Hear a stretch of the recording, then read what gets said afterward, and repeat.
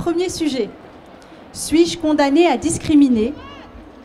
À la positive, nous avons Nino Toussaint et Nisrine Lamarque. Je vous remercie de les encourager bien fort. Cher public et très honorable membre du jury, bonsoir. Permettez-moi de vous présenter mon incroyable partenaire de joute, Nino Toussaint. Et ma sublime partenaire de joute, Nisrine Lamarque.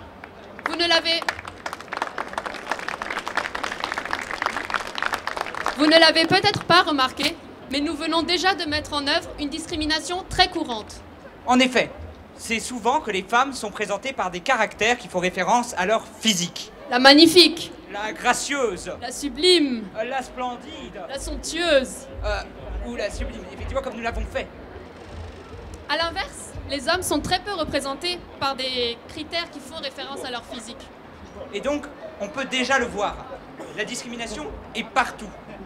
Mais pour autant, on parle de discrimination, c'est notre sujet. Mais la discrimination, qu'est-ce que c'est? La discrimination, au départ, c'est simplement le fait de différencier. Mais cela peut être tout à fait légitime. Il est en effet légitime de différencier des objets, par exemple. Il peut même être légitime de différencier des personnes. En effet, celles et ceux qui n'ont pas le baccalauréat n'ont pas le droit d'accéder aux études supérieures. Tandis que celles et ceux qui ont le bac ont ce droit. Et c'est considéré comme tout à fait légitime.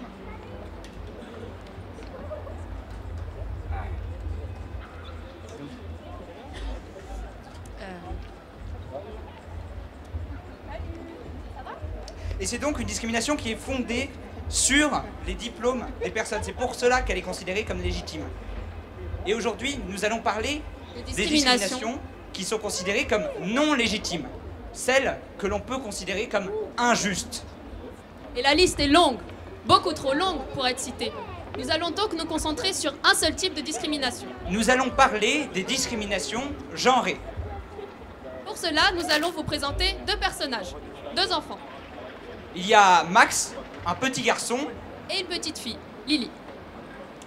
À leur naissance, un médecin a dû déterminer leur sexe. En général, on peut clairement reconnaître deux grandes familles d'organes génitaux. Il y a le mâle et le femelle. Et lorsque ce n'est pas le cas, eh bien hop, on opère le nouveau-né pour le faire rentrer dans les cases.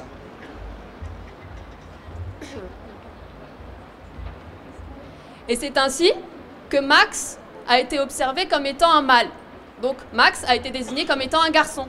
Et Lily, elle, a été observée comme étant une femelle. Et à partir de là, on l'a considérée comme une petite fille.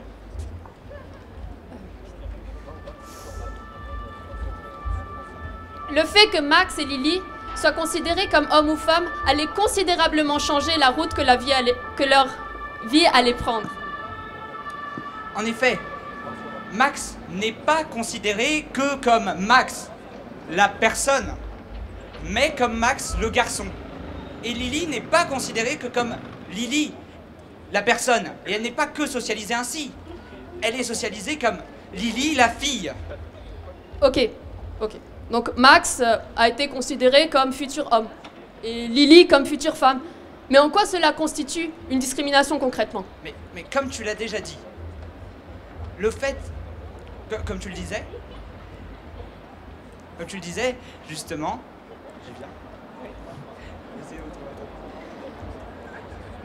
qu'est-ce que tu disais? Tu disais que les actions de notre vie sont directement impactées par notre genre et que donc nous n'allons pas faire les mêmes choix selon qu'à notre naissance, sur la base uniquement de l'aspect extérieur de nos organes génitaux, nous ayons été tous et toutes ici assignés hommes ou femmes.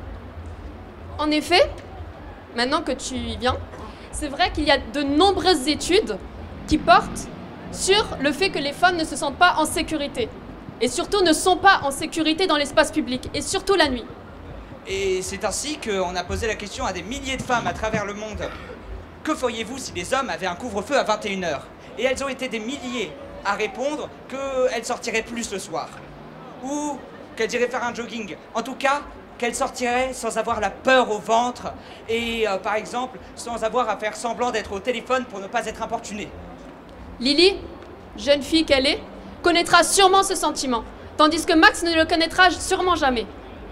Tout cela car à leur naissance, on les a différenciés dans des catégories basée sur un aspect de leur corps. Et donc, on le voit déjà, la discrimination est tout à fait globale. Mais, pour autant, vous pourriez très bien nous dire... Non, mais moi, je suis gentil. Moi, je discrimine jamais personne.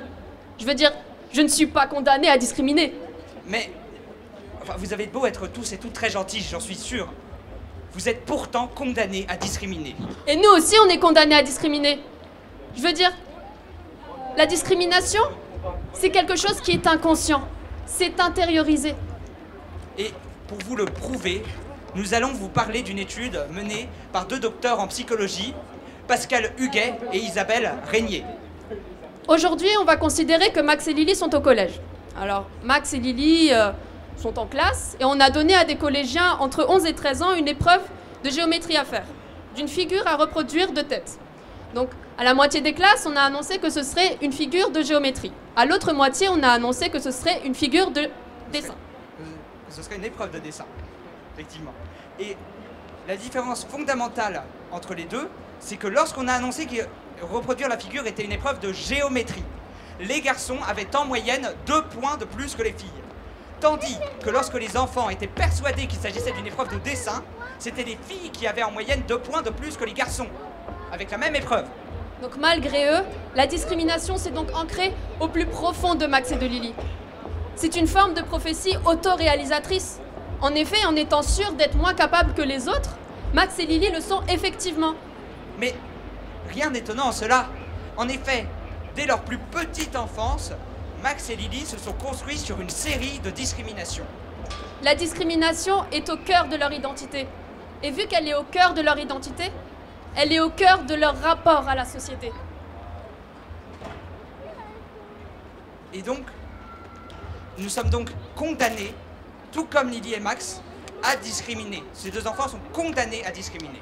Nous sommes donc aussi condamnés à discriminer. Il est donc impossible de ne pas discriminer sur des critères genrés. Mais nous sommes basés ici seulement sur les critères genrés. Il y a bien d'autres critères sur lesquels peuvent se constituer des discriminations.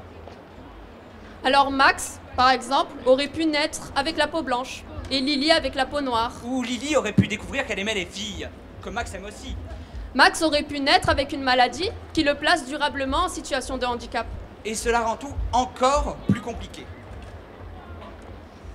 Cela crée encore plus de discrimination que nous devons combattre. Et ça, eh bien, c'est vrai. Que l'on soit l'incroyable Nisrine Lamache ou le sublime Nino Toussaint. Ah tiens, ça fait bizarre, non? Merci à Nino et Nisrine pour leur brillante joute. Je vais vous demander maintenant d'accueillir à la négative sur le sujet « Suis-je condamné à discriminer ?» Elias et Robert. Chers membres du jury, chers publics, chers opposants, bonjour. Si je suis là aujourd'hui, c'est sans doute parce que j'estime que Elias est un joli prénom. En effet, il aurait été tout à fait possible que mon binôme s'appelle Julien, ou bien encore Corentin. Il aurait été encore plus possible qu'il soit blond, aux yeux bleus, comme certains ici présents. Néanmoins, il s'appelle Elias, et comme vous pouvez le constater, il n'est pas blond, et ses yeux ne sont pas bleus. La question que vous devez vous poser, c'est « Mais pourquoi, au nom de Dieu, il nous parle de cela ?» Et vous avez tout à fait raison de poser cette question. En effet, pourquoi je parle de cela? Si j'aborde ce sujet, c'est parce qu'en effet, il y a des personnes qui pensent que nous sommes condamnés à discriminer. Drôle de phrase, condamnés à discriminer, oui, oui. D'accord. En effet, à la page 5003 de l'encyclopédie française, du 18e volume de l'encyclopédie française, publiée en 1939, figure une phrase que je cite. « Il faut établir une discrimination entre ces documents de valeur inégale. » Waouh.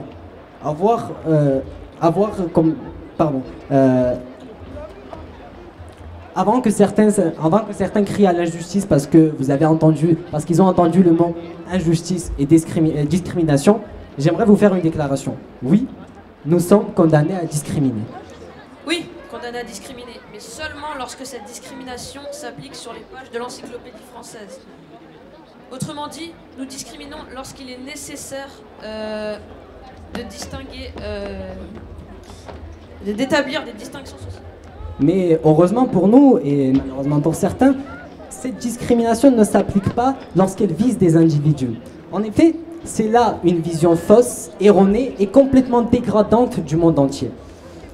Se demander si l'être humain est enclin à discriminer, c'est non seulement avancer des préjugés et des idées préconçues et absurdes sur notre réalité, mais c'est aussi et avant tout remettre en question des décennies de progrès, de tolérance et de vivre ensemble. Si Elias et Robert sont ensemble ce soir et parlent de ce sujet, ce n'est pas seulement le fruit du hasard, mais aussi le fait que ni Elias et ni Robert n'ont tendance à discriminer. En effet, prétendre que l'être humain puisse être enclin à discriminer, c'est finalement attribuer des qualités. Discriminer, c'est en effet douter de ses propres capacités individuelles. C'est douter de ses capacités intellectuelles. C'est douter de son savoir et de soi-même finalement. Donc prétendre que l'être humain soit enclin à discriminer, c'est avant tout attribuer toutes ces qualités à nous tous. À vous, et même à vous, chers membres du jury. Discriminer, c'est faire subir à quelqu'un un traitement différent à cause des critères injustes et illégitimes comme la religion, l'ethnie ou bien même la nationalité. Alors, êtes-vous prêts de me confirmer, tous ceux qui sont présents ici, que demain, lorsqu'il sera question d'embaucher quelqu'un, vous vous baserez non pas sur les compétences de vos candidats, mais sur la couleur de leur peau ou l'épaisseur de leur barbe? Est-ce son nom à consonance étrangère qui va vous faire changer d'avis? Croyez-vous, cher monsieur, qu'une femme est moins productive ou moins intelligente qu'un homme? Trouvez-vous que refuser un poste à quelqu'un parce qu'il écoute du Joule, c'est normal? Là, j'ai un doute quand même. Si oui, alors l'espoir d'un monde juste dont nos ancêtres ont tant rêvé est définitivement perdu. Mais assez de ces discours émotionnels. Et sérieusement, mais si vous avez raison, si malgré tout ce que l'on dit depuis le début, l'être humain était vraiment condamné à discriminer, et si cette caractéristique, aussi mauvaise soit-elle, faisait réellement partie de la nature humaine? Non, raté. L'être humain, malgré ce que l'on puisse penser, n'est pas condamné à discriminer. Vous pensez peut-être que dans le monde actuel des choses, Terrorisme, arrivée massive des migrants, montée des populismes. les gens seraient plus tentés par l'intolérance et la discrimination? Sauf que non. En effet, selon le rapport de la Commission nationale consultative des droits de l'homme, l'indice de tolérance connaît une hausse consécutive depuis 3 ans en France. De plus, la tendance à la baisse globale des actes racistes se confirme. Si les gens étaient vraiment condamnés à discriminer, le contexte actuel des choses aurait sans doute aggravé la situation. Or, comme nous montrent les résultats de cette enquête, le sentiment de tolérance et d'intolérance dépend moins du contexte social et politique du pays que des gens eux-mêmes interprètent les événements qui ont lieu autour d'eux. Pensez-vous vraiment que si l'on était condamné à discriminer, les gens deviendraient plus tolérants compte tenu de la situation actuelle dans notre pays et dans le monde entier? N'y a-t-il pas ici quelque chose qui ne va pas? Plus encore, comme nous précisent les résultats de ce rapport, la hausse du niveau des études et le renouvellement générationnel favorisent encore plus la tolérance et le respect de l'autre. En effet, chaque nouvelle génération est plus ouverte, plus tolérante que celle qui la précède. Mais oui, vous avez tous raison.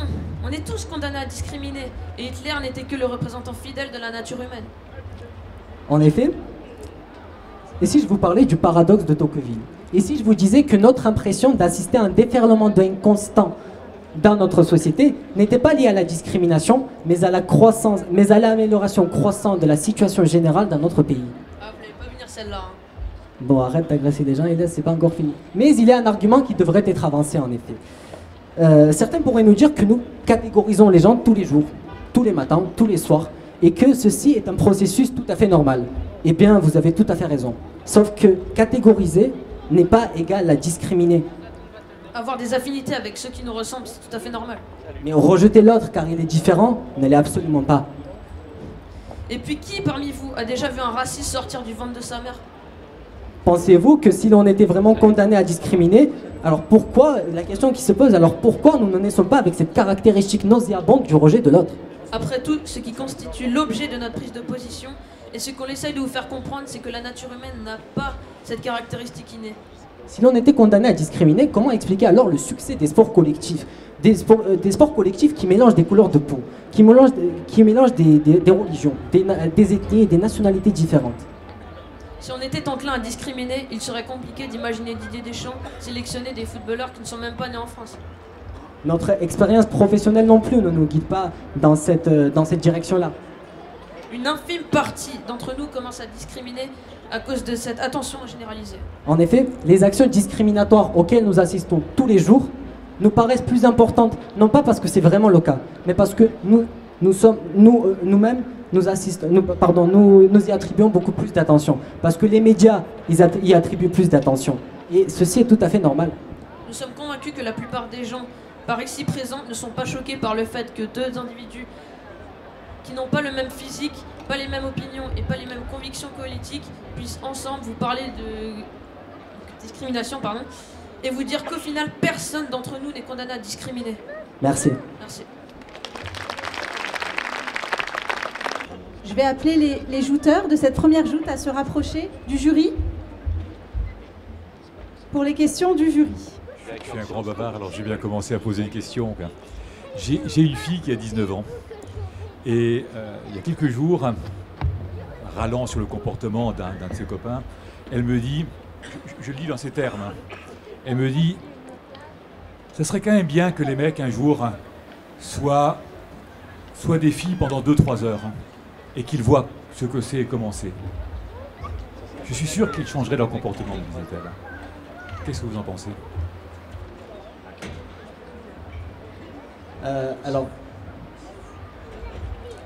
Compte tenu de la situation actuelle dans notre pays, dans le monde entier, dire que les filles aujourd'hui, les personnes de sexe féminin ne subissent pas de discrimination serait tout à fait absurde, serait faux et absurde.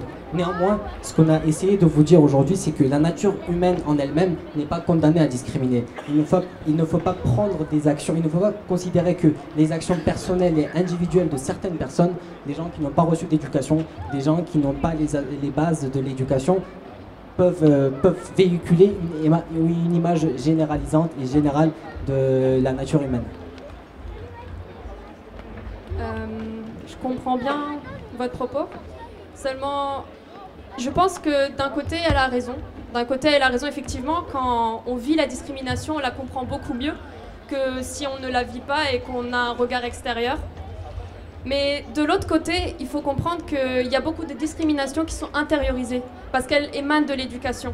Et qu'il y a des choses qui nous font sentir bien, qui nous font sentir peut-être plus en accord avec la société et contre lesquelles il est très difficile de combattre.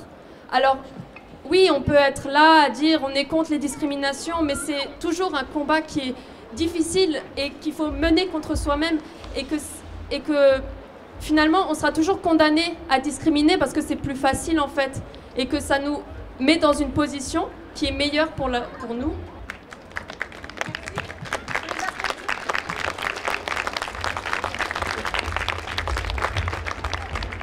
Merci à vous. Les résultats. Alors, pour la première joute, je rappelle le sujet. Suis-je condamné à discriminer ? Le jury a choisi Nino et Nisrine.